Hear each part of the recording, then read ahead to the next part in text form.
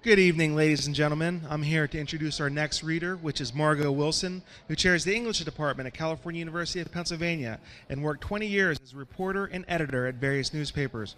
Her creative nonfiction has been published in the Iconoclast and the Journal for the Assembly for Expanded Perspectives on Learning.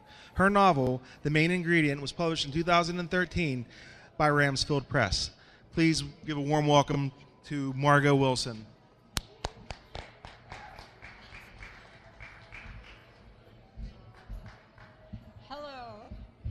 Buy this book.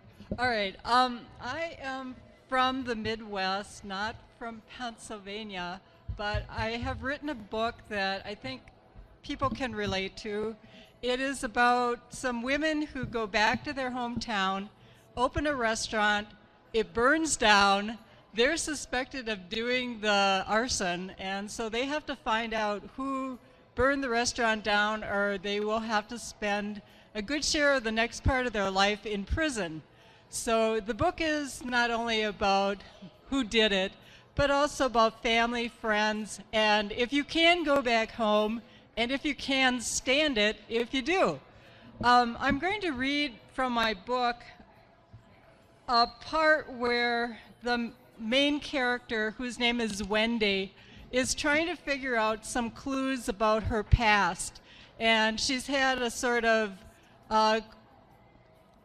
difficult relationship with her mother over the years, and so she's trying to find out what her mother's all about.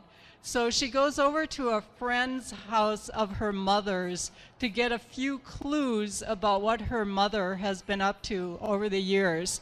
So I'm starting there. The friend's name is Dottie, and the mother's name is Seal. I drove randomly through the streets of Weewampum and found myself on the road that skirted the lake. The lake still was frozen over, held in place by plaster-like snow. There were tracks through the snow where ice fishermen had plowed their way to their small shacks on the ice. I saw at least one crack of open water. Pretty soon, they'd be towing a car or a shack out of the lake, or a fisherman, or maybe not. The road continued out of town, but at Main Street, I turned left.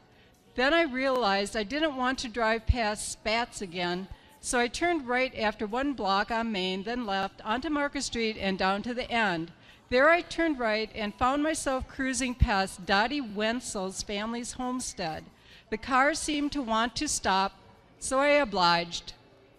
Dottie Wenzel had spent her whole life in this small white frame house on Otter Avenue. African violets crowded each other in every window, and Dottie's house was like some obscure tropical island, not popular with tourists. Dottie kept the shades pulled 3/4 way to allow just a diffuse light creep its way over her plants like a vapor. Dottie was likely to be inside her humid house wearing a long-sleeved cotton blouse tucked inside her red forest green or lavender stretch pants and with a sprinkle can in her hand. The concave lenses in her glasses magnified her eyes, so it seemed her head should be 3 times larger to maintain the proportions. Her hair was short, gray, mannish, her movements jerky, unpredictable. I'd always enjoyed watching Dottie hopping around, constantly moving.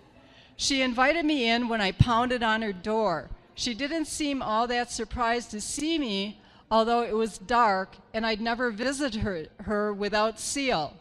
I wasn't sure why I was there. I was just hoping I could talk to her a little about my mother.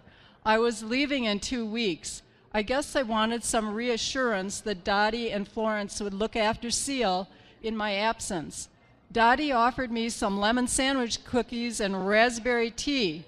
We sat at a small wicker table near the shaded living room, and I saw some African violets at the back of the table that I pushed back so we could better balance our plates of cookies and teacups.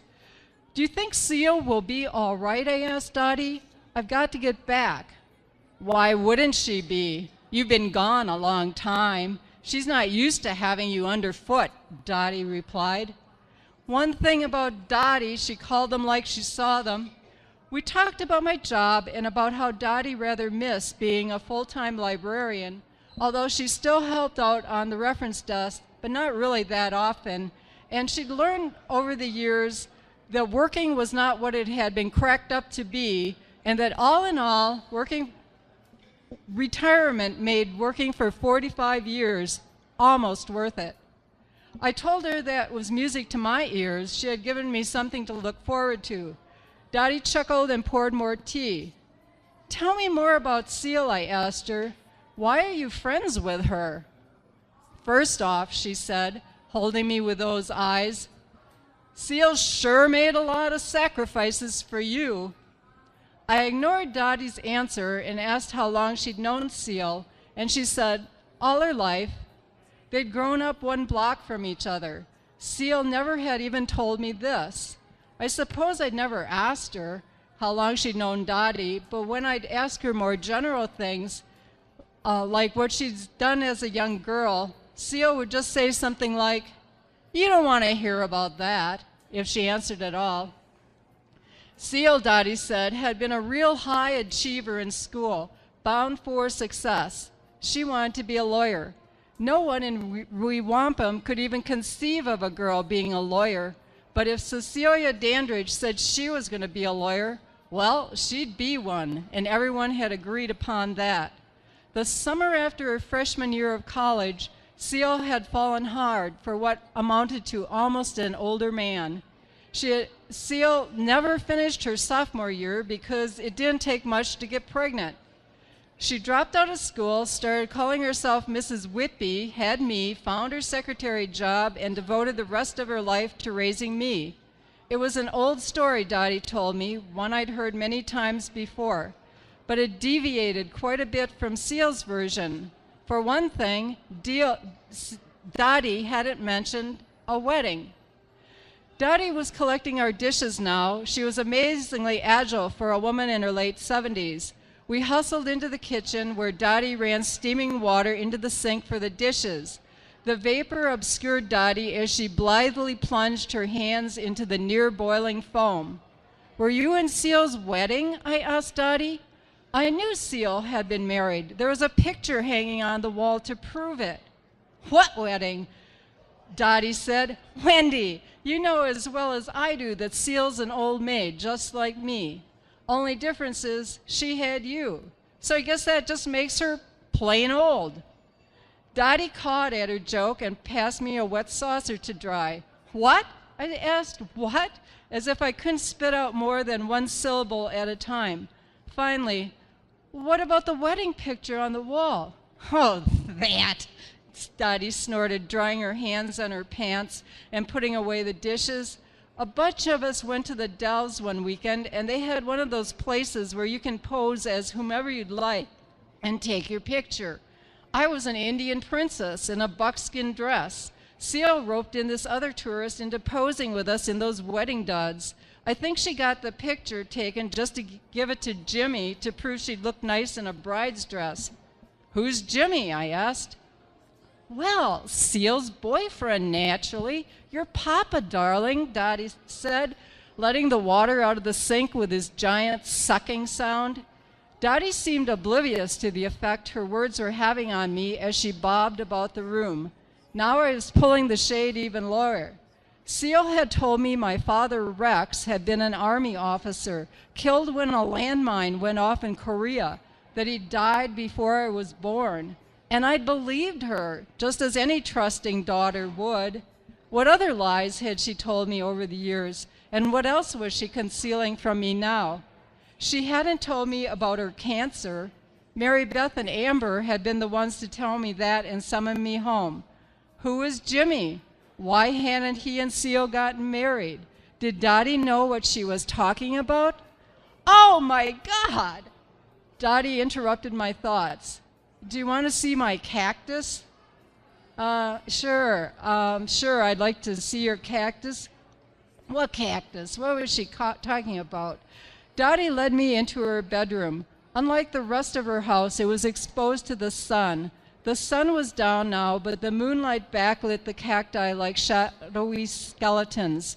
Dottie flipped on the light, and there were cacti everywhere. Pincushion, cholla, prickly pear cacti, and many I had no names for. She had a Joshua tree and a big plant pot in front of a window.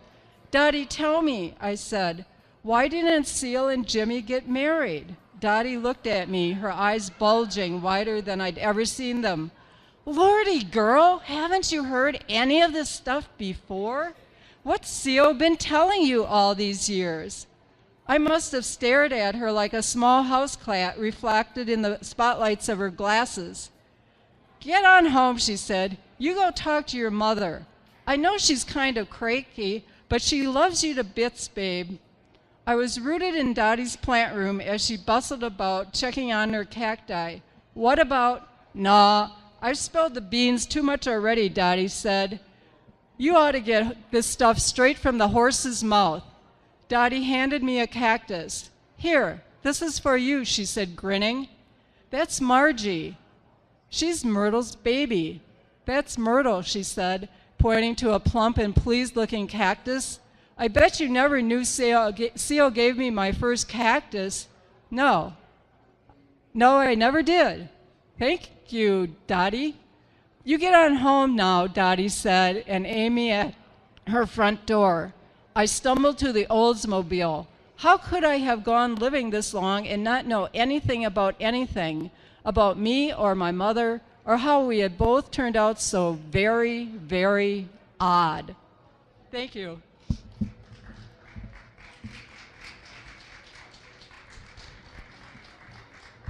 Thank you very, very much. Would you like to tell the readers where they can get a copy of your book? Yes. At the Cal-U table, we have lots of lovely books by our professors, and you also can get my book from my publisher, Ramsfield Press, and it's ramsfieldpress.com. It's also on Amazon, and buy it. It's just lovely. Thank you very, very much.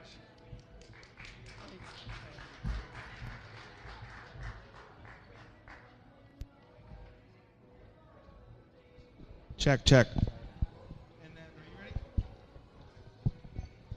And then. All right, ladies and gentlemen, I'd like to introduce our next author right now. It is Annette Dashofy, and she's the author of a new mystery series featuring Zoe Chambers, a paramedic and deputy coroner in rural Pennsylvania's tight-knit Vance Township. Circle of Influence was published in March, with Lost Legacy scheduled for September 2014. Her short fiction includes a 2007 Derringer Award nominee. Let's please give a nice welcome to Annette Dashofy.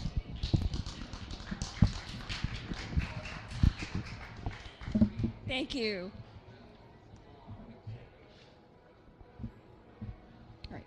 In Circle of Influence, Zoe Chambers, paramedic and deputy coroner in rural Pennsylvania's tight-knit Vance Township, has been privy to a number of local secrets over the years, some of them her own. But secrets become explosive when a dead body is found in the township board president's abandoned car. As a January blizzard rages, Zoe and Police Chief Pete Adams launch a desperate search for the killer, even if it means uncovering secrets that could not only destroy Zoe and Pete, but also those closest to them. That's the back cover copy. I'm going to read tonight from a scene probably 2/3 of the way through. And in this scene, Zoe is going to the house of her best friend whose teenage son is missing and whose teenage daughter is sick. Zoe parked in front of the Bassey house. Rose's car, the one Logan had borrowed, wasn't there. She punched his number into her cell phone, but the call went straight to voicemail. What teenage kid turns a cell phone off? Sylvia answered the door, dark bags draped beneath her bloodshot eyes. Deep creases etched her forehead. She'd aged 10 years in the last 24 hours. Have you heard anything? Zoe tossed her coat over the back of a kitchen chair. Nothing. Rose is out of her mind. I don't think she slept in a week. Sylvia led the way to the living room. And on top of everything else, Allison is sick. Sick? She's come down with the bug Rose's mom had earlier in the week. Poor kid's been locked in the bathroom, throwing up for almost an hour. Zoe glanced around the empty room. Where's Rose? Here. She appeared in the hallway looking even more haggard than she had a few hours earlier. I was making some phone calls. No one's seen or heard from Logan. Zoe crossed the room and enfolded her friend in a hug. Rose sank against her. Then she pulled away. This can't be real. None of it. She shuffled to the couch and collapsed onto it. Zoe sat next to her and took one of her hands in both of hers. What did Pete say? Sylvia settled into one of the armchairs flanking the couch. He gave us a speech about teenagers and how they lose track of time. And he said Logan's too old for an Amber Alert, Rose said. But he took all the information and is going to look for him. Zoe understood what Pete was up to, even if Rose and Sylvia were too distracted or too unwilling to face it. Logan was a suspect in McBurney's death. Pete would use the missing kid angle to look for him without alerting anyone else, especially that Detective Boronik guy.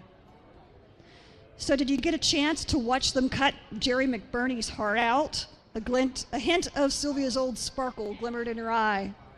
I was too late. What a shame. Rose made a face. I can't imagine watching something like that anyway. As if to punctuate the sentiment, the unmistakable sound of retching drifted from the back hallway. Poor Allison, Sylvia shook her head. Someone pounded on the door and all three women jumped. Rose's shoulders sagged. It's not Logan. He wouldn't knock. I'll get it. Zoe beat Sylvia to her feet and headed for the kitchen.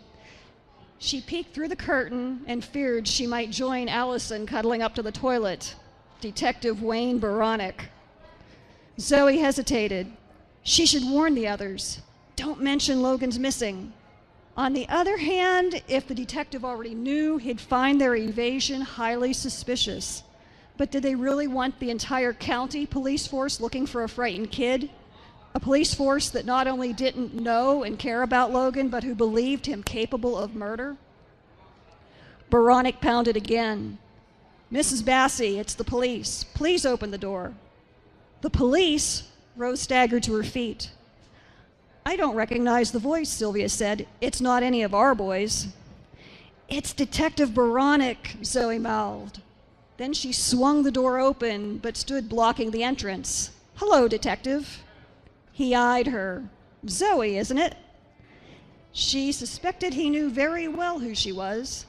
This isn't a good time. I promised to be brief. He stood his ground, grinning at her. Maybe he'd catch what Allison had. Zoe stepped aside, letting the detective enter.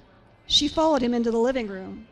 Over his shoulder, she made a zip-the-lips motion at the two women. If only they were psychic and could read her thoughts. Have you found my son? Rose blurted. Crap. Zoe circled around the detective to stand between Rose and Sylvia. Boronik's face was frozen in that toothy smile, his version of a poker face, Zoe imagined. Your son's missing? Zoe caught both women's hands and gave them a wrenching squeeze. If they'd been sitting at a table, she'd have kicked them under in the shins. Sylvia winced and eyed her. Zoe gave a slight head shake. Didn't Chief Adams let you know? Logan's been missing since yesterday afternoon, Rose said. Really? Boronik dragged the word out. Zoe pictured a python being thrown a rat. And Chief Adams knows about this? We spoke to him earlier, Rose said. Zoe cleared her throat. But the chief doesn't believe he's missing so much as he's being a typical teen, probably having a grand time with his buddies and forgot to call home. She met Sylvia's gaze. The older woman's eyes had narrowed, her jaw clenched. Bingo, she got it. I'm sure that's all it is. He's with a friend, Sylvia said, her voice as smooth, as rich as bourbon. Rose shot her a look. He'll be home before long. I'm certain of it, Sylvia told the detective. You think so? Well, that's good. His eyes shifted to each of them. Actually, I was hoping to have a chance to speak with Rose about a few things. Alone. But since you have company, maybe we can meet another time. Oh, that's not a problem, Zoe chimed in. Let him stay there and chat up Rose a while. Zoe wanted to get a head start on finding Logan anyhow. Giving Sylvia's hand a gentle pat, she said, We were just leaving. We were?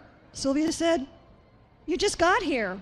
Rose's mouth and brow were pressed into a dazed frown. I'll stop by later. Zoe released Sylvia's hands and pulled Rose into a hug. Walk us to the door? Veronica wasn't smiling anymore. He scowled as he watched the interaction between the women. While I'm in the area, I'd like to make time to speak with both of you, too. Is there a time I could stop by your homes that would be convenient? Sylvia puffed up her ample bosom. I'm heading home now to take care of a few things. 2 doors down, but I'm sure you know that. Yes, ma'am, I do. Then stop in when you're done here. Zoe wondered if Veronica knew that Sylvia's purse should be registered as a lethal weapon. Thank you. The smile was back. I'll do that. Zoe tugged both Sylvia and Rose into the kitchen with her. What's wrong with you two? Rose said in a ragged whisper as they pulled on their coats. Zoe put her arms around her and gently spoke into her ear. He thinks Logan's disappearance makes him look guilty of McBurney's murder. What? That's absurd. Sylvia shushed her and joined in a group hug. Just don't say anything. He's working on a murder case, 2 murder cases. His only interest in Logan is as a suspect. They pulled apart and made a silent pact with their eyes. Call me if you need anything, Sylvia said. I'll stop by later. Zoe patted Rose's arm. Excuse me, Veronica called from the living room. Zoe, you didn't tell me when would be a good time for us to talk. I've been looking forward to getting to know you better. His smile brought back the python image to Zoe, only now she was the rat. Thank you very, very, very much. That was excellent. Before you go, would you like to tell the people here and the people that will be watching at home where they can get your books? If you're here, I have a table over here, and Circle of Influence is available for sale. For those who are watching on TV, you can go to Amazon or Barnes & Noble, and it's available both in print version and in all ebook versions. Thank you very, very much.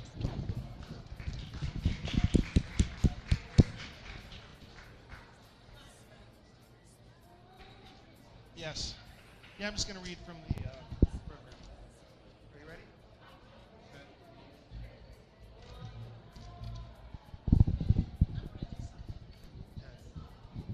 All right. Well, I'll read the introduction.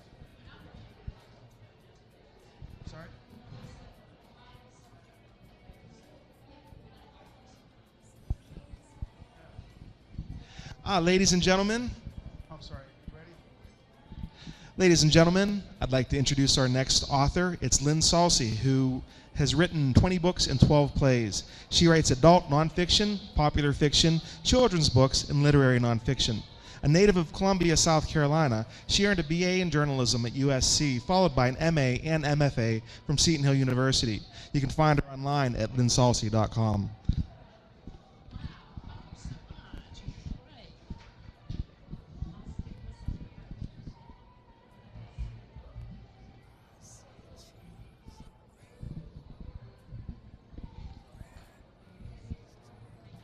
I thought I would do something a little bit different. Thank you so much for sticking around, and hopefully you'll find this entertaining. I specialize in the study of the jacktails, and the jacktails are particularly important to this area of the United States, from New York State all the way down to Georgia, part of the Appalachian Mountain chain. In the time before we had people who could go to a bookstore or even have electricity or had libraries or had any ability to hear the radio, people told stories. And in telling of the stories, they often entertained families talking. and generally intertwining stories that the ancient people who came here from England, Scotland, Ireland, Germany, and then later Italy and other parts of Europe brought and told old English, old European stories, all mixed in together. So I have a collection of stories for adults, and I decided to drag out the one for you that's more childlike because it tells an adventure of Jack, and I can actually hold up photographs or illustrations for you to see. So this is a hilarious tale that intertwines a number of European tales told in the Appalachian Mountains. One thing about Jack, he's always up against it, and he's always nearly starving, and his mother is complaining that they don't have enough food. Does that sound familiar to any of you who might have had cellar houses or who had to do canning or remember your grandmothers doing canning? So Jack struck out on his own. He put a corn pone in his pocket, told his mom that he was going to go out and seek his fortune. In doing so, he was going down a little old dirt road and spotted a piece of wood. He looked at it and said, "You know, I can't waste anything. Waste not, want not. I am going to make something important out of this to protect myself from varmints." Now you have to understand, Jack lived in a time when there could be many varmints in the woods. There could be a big bear. There could be a panther.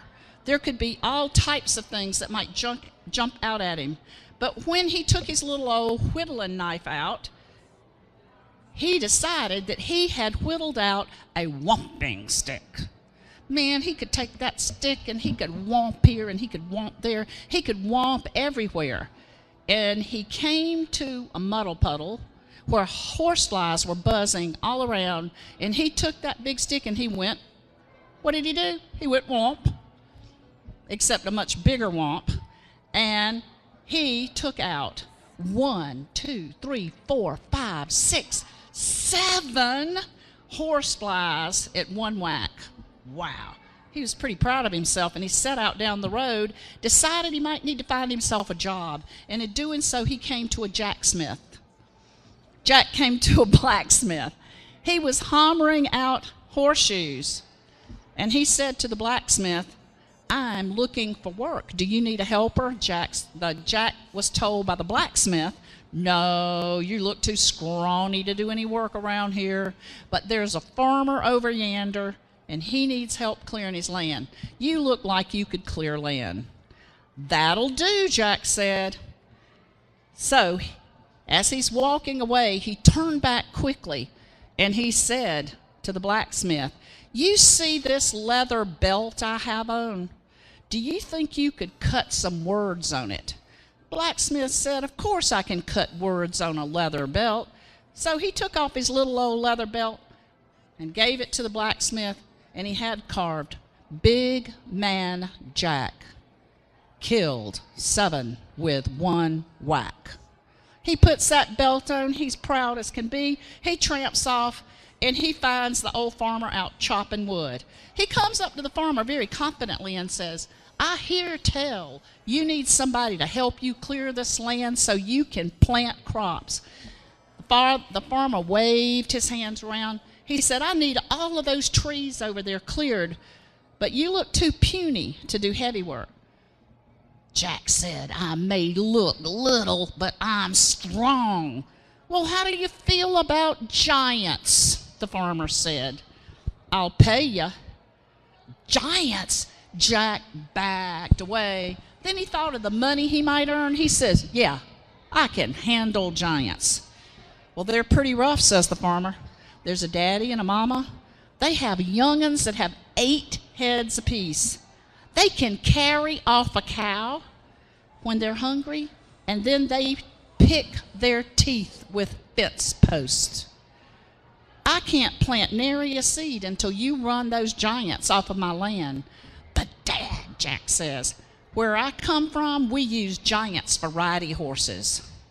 "Sorry," the farmer said, "you just look too little." That made Jack fly mad, and he tore out of there walking away from that farmer. And just then that farmer caught sight of that writing on his belt, "Big Man Jack kills 7 with 1 whack." Hold on, the farmer called. Are you up to the writing on that belt? Of course I am, Jack said, proudly strutting around, putting his hands on his waist. Well, come on, let's go talk about it. We'll have supper. So the farmer's wife set out more food than Jack had ever seen. Now, he ate squash, fried chicken, cornbread, cabbage, taters, collard greens, gravy, pole beans, apple pie, and fruit cake. There was plenty of milk to drink. Jack decided to save some for later, and you know what? Remember that little belt I told you about? He had a little patch on it. So he opened that little patch and filled it with food. He poured in milk, and it made all that food slosh up in that little pouch on his belt. Well, the next morning, the farmer got Jack up and said, okay, Jack, I'll give you 1,000 guineas if you run off those giants. Clear the land for plowing, and I'll give you an extra 500 guineas. Woo! Good grief, 1,500 guineas. That was a king's ransom. Jack agreed, and the farmer thanked him, but he handed him a big old two-headed axe and said, you'll need this. Jack said, no thanks, I only need one thing. I need my whomping stick. He set off, got to a good tree, climbed up. He sat against the back of the tree, the trunk of the tree, like he was sitting in a chair, and he started onto the branches. And so really soon he rested a spell and went back. Before long, a two-headed giant came out. Now, isn't that another giant? That is a big, mean giant. So in seeing that two-headed giant, the giant said, who are you? Jack said, you read my belt. I'm big man Jack. I killed 7 with one whack. The giant laughed. You little old thing, you're sitting up there, you're just so measly. Now tell me what you're doing. Jack kept and said, I'm clearing land. The giant said, clearing land? I've never seen anybody clear land like that. Jack said, well, this is the way we do it in my country. I can do a lot of things you can't do. The giant said, like what? Jack said, I can squeeze milk from a rock. That giant said, no, you can't. Show me. If you don't show me, I'm going to shake the tree. I'm coming down. I'm going to eat you up. He tossed Jack a rock. Jack took a little whittling knife. He jabbed a hole in the pouch. Then he put the rock against it and squeezed it, and out dribbled milk all over the ground. Whoa, the giant boy yelled, throw me that rock. It must be magic. He squeezed it until both of his faces turned red. The rock turned to powder, but no milk came out. That made the giant boy mad. So he shook the tree. Jack said, watch this. If you thought that was good, this is better. I can cut open my stomach and show you my guts. Then I'll sew myself back up. Show me, the giant said. So Jack sliced open the pouch. The slushy food oozed out. Jack took a needle and some twine, and he sewed that pocket up. That giant boy says, I can do that. He took his pocket knife, and he cut his belly wide open.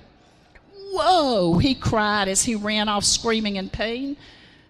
Oh, Jack said, that was a close call. I better get home and forget about this giant thing. So he heard trees crashing in the woods, and he was running out of the woods, and what did he see? That giant boy had giant twin brothers with 3 heads apiece. And so he got to thinking he better hide right quick like. He couldn't overcome 8 heads. So he jumped into an old hollered out log. And the giants came along and said, you know, our mama giant needs some kindling wood. And so as they walked along, Jack went from one end of the log to the other, throwing rocks, first at one giant's head, then another giant's head. And the giants got so mad at each other because Jack had pinged 6 heads. that they ended up having a fight. You hit me, no I didn't, you hit me, no I didn't, you hit me. And they had a tussle in the road, knocked themselves out. Now you think Jack was thinking fast on his feet? Yes, he was. So when he's running for his dear life, he comes up against the giant daddy. The giant daddy says that I'm out trying to find the boy who bested my boys. My wife is home sewing up my littlest boy. Are you that man? Jack said, that's me. I'm just helping the farmer clear new ground. Well, my boys can get rough, the daddy said, but I never met a human being that could beat a giant. Well, don't go any farther. Your twins are down the road. They're all spraddled out. Daddy Giant got scared and said, you should come with me so we can talk. Well, Jack was too afraid to run away. Well, guess what? He had to go home with the daddy and meet the mama giant. And now, you think she looks pretty ugly? She got real ugly looking when she got mad at Jack and stomped her foot. So he said, you know what, I think I'm going to take Jack out and test his strength. I'm going to play a crowbar game. So Daddy Giant threw a crowbar and told Jack, throw that crowbar back at me. We're going to play this crowbar game. Can you imagine how big a crowbar was with a giant? It was pretty ding-dong big. And so Jack knew he could never pick it up. So he said, hey, Uncle, answer me. Daddy Giant said, what are you doing? He said, I'm calling my uncle who lives on the other side of the mountain. He's a blacksmith, and he can use this metal bar in his work. When he answers me, I'm throwing this thing to him.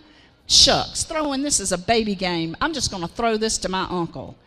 Daddy said, don't you throw this crowbar away. I need it for my work. Just come on and have supper. Well, everybody was so put out that they just sat around and watched Jack eat supper alone. The next morning, Jack went to see what was going on. He knew he had to get away from these giants. He's tiptoeing out of the house. And so just as he made it to the kitchen, Big Mama Giant turns around and says, come over here and help me light my stove. Jack took a length of stove wood, got the fire going. He put his hands up to his ears and went, hark, hark, hark. Mama Giant said, what are you doing now? And he said, I'm calling my brother Tom. He's a lot bigger than me, and he's going to come this way. He pure detests giants. Land of Goshen, Mama Giant yelled, hide me. Don't let your big brother get to me. And you know what? Jack had to think on his feet again, and he says, quick, why don't you hide in the oven? He opened the door, and in her panic, Mama Jack just jumped right into that oven. Jack was trying to tiptoe out again, and Daddy Giant came in and said, where's my wife? Jack opened the oven door, and Mama Giant popped out and ran to the creek and jumped into the water to cool out. Jack stood back, held that door open, and said, who's next in the oven? The giants got down on their knees, and they said, please, Jack, don't hurt us. Please, we'll give you all of our treasure. Treasure? Jack knew the treasure word, and he says, fetch it out. Those giants pulled out a chest of gold and silver and all kinds of jewels. Daddy Giant held up a pair of silver ankle boots, and he said, when you wear these, they'll let you travel 40 miles in one leap. Okay, Jack said, it ain't much, but I'll take it. There's only one more thing. What's that? Daddy Giant asked. You get out of here, and don't you come back. And I want you to know that those giants gitted. They gitted so hard and so fast, they knocked down all those trees.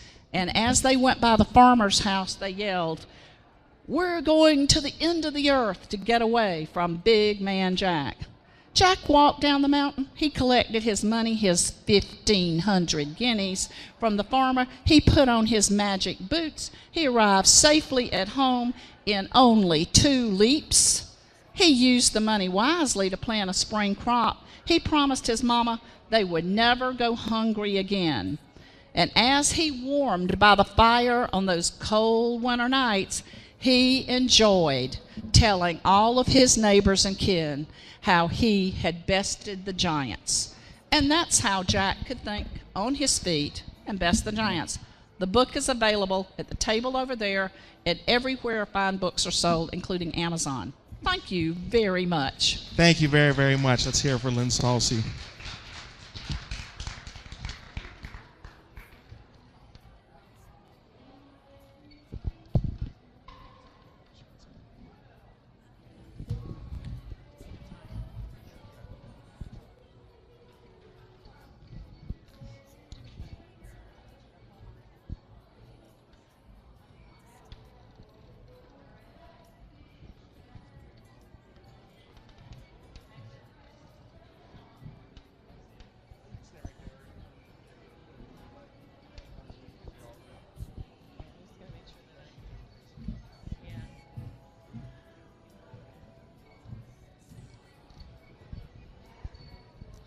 All right, ladies and gentlemen, we have our last author reading right now. It's Wendy Tyson, whose background in law and psychology has provided inspiration for her mysteries and thrillers. She's authored The Seduction of Miriam Cross and Killer Image, the first in the Allison Campbell mystery series. Her second Campbell mystery, Deadly Assets, is coming out on July 22nd, 2014.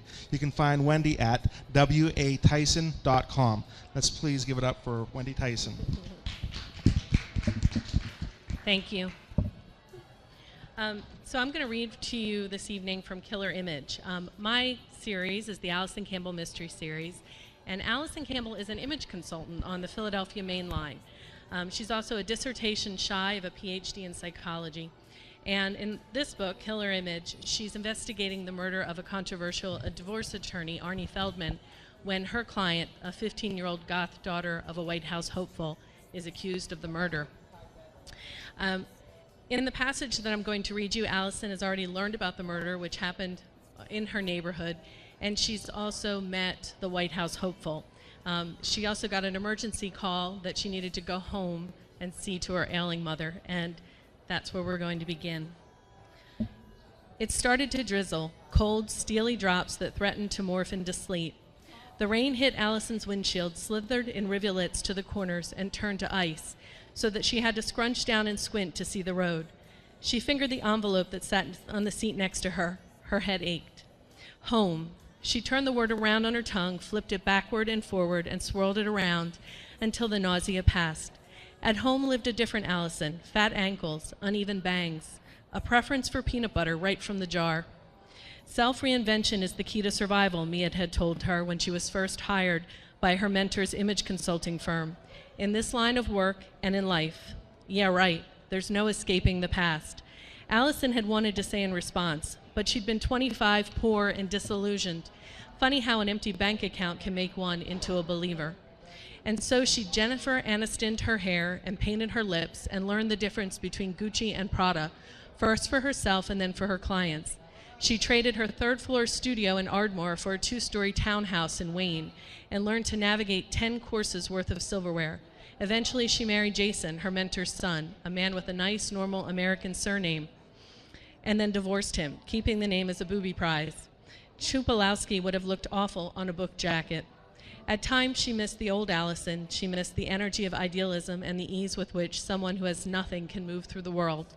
She knew this new life was based on the perpetuation of a lie, of a million little daily lies, but the lies, if told often enough and with enough enthusiasm, could become truth. Just look at her. Allison kept one hand on the steering wheel and used the other to peel back the flap of the envelope.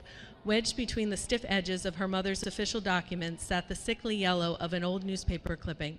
She knew without touching it, without reading the bold-lettered headline, what it said.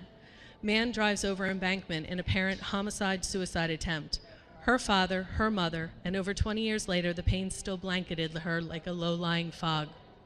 She pushed the article back into the packet. Miraculously, her parents had lived through the ordeal with few serious injuries, but the emotional wounds had never really healed. "Your mother has Alzheimer's, Allison," her father had said back then, as though that simple fact explained everything.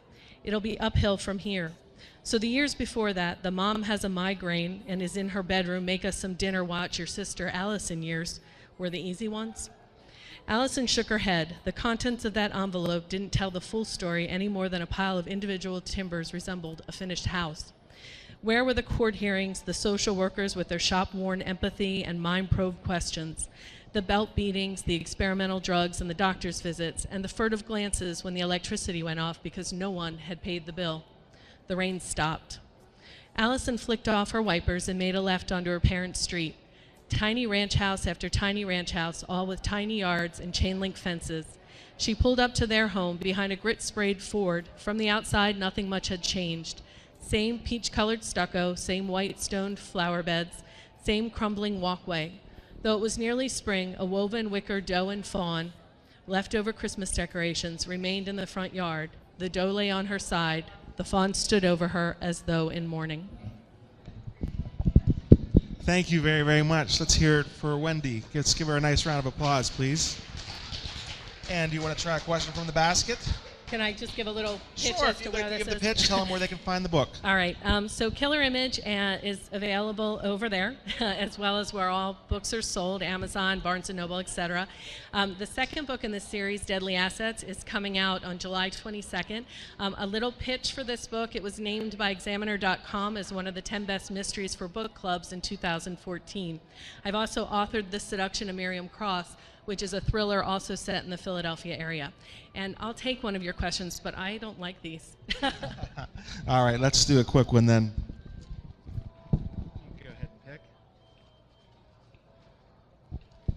And what do we got there? What's a pet peeve? That's easy. I drove from Philadelphia on the Pennsylvania Turnpike. Can I give two? Tailgating and people who don't move over from the left lane when they're driving and not passing anyone. Those are two good ones. Thank you very, very much.